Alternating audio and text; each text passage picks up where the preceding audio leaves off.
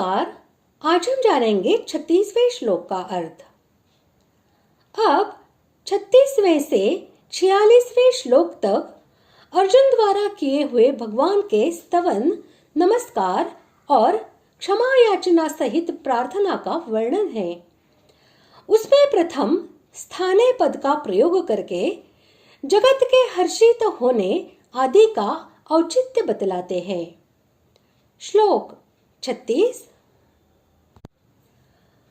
अर्जुन उवाच स्थाने ऋषिकेश तव प्रकीर्त्या जगत्प्रहृष्यत्यनुरज्यते च रक्षांसि भीतानि दिशो द्रवन्ति सर्वे नमस्यन्ति च सिद्धसंघाः। श्लोक का अर्थ। अर्जुन बोले, हे अंतर्यामिन, यह योग्य है कि आपके नाम, गुण, प्रभाव के कीर्तन से जगत अति हर्षित हो रहा है और अनुराग को भी प्राप्त हो रहा है तथा भयभीत राक्षस लोग दिशाओं में भाग रहे हैं और सब सिद्धगणों के समुदाय नमस्कार कर रहे हैं। स्थाने अव्यय है और इसका औचित्य के अर्थ में प्रयोग हुआ है।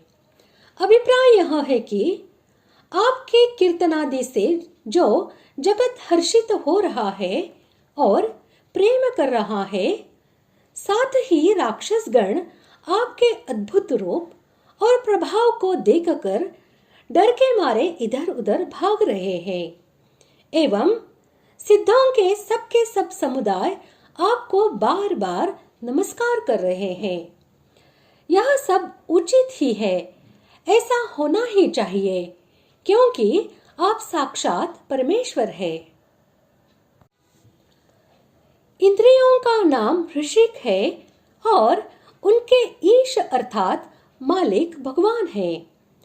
यहाँ इस संबोधन का तात्पर्य है कि आप सबके हृदय में विराजमान रहकर इंद्रियां, अंतःकरण आदि को सत्ता स्फूर्ति देने वाले हैं। कीर्ति शब्द यहाँ कीर्तन का वाचक है।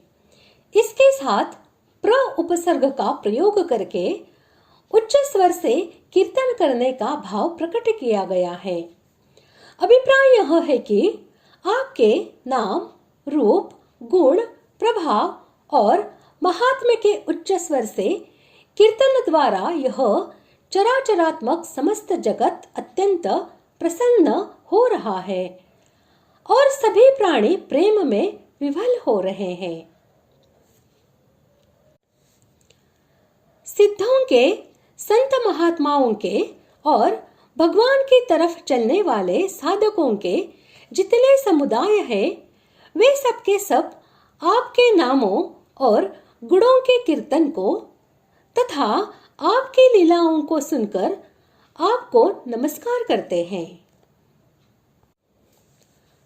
भगवान के द्वारा प्रदान की हुई दिव्य दृष्टि से केवल अर्जुन ही देख रहे थे, सारा जगत नहीं।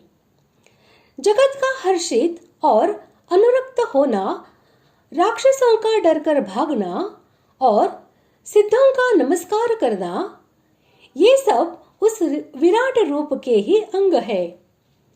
अभिप्राय यह है कि यह वर्णन अर्जुन को दिखलाई देने वाले विराट रूप का ही है, बाहरी जगत का नहीं। उनको भगवान का जो विराट रूप दिखता था, उसी के अंदर ये सब दृश्य दिखलाई पड़ रहे थे।